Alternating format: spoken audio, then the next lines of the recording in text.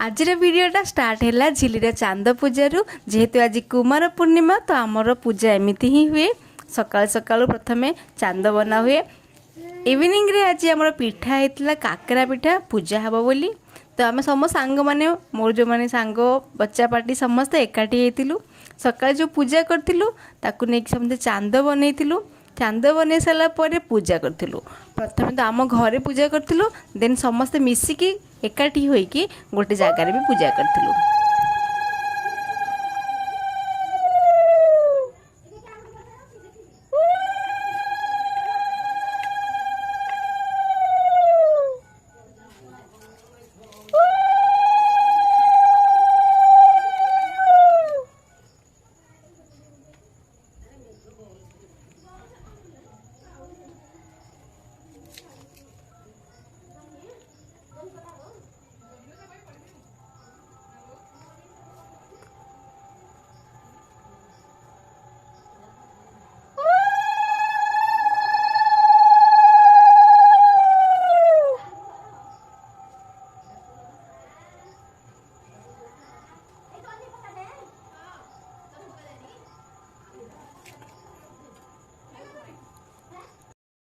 पूजा सरला समस्ते पोखरी की जाइलु आ जो चांद करूँ ताकू पानी रे बुझेगी गेंडा और शामुका धरिकी घर को फेरलु।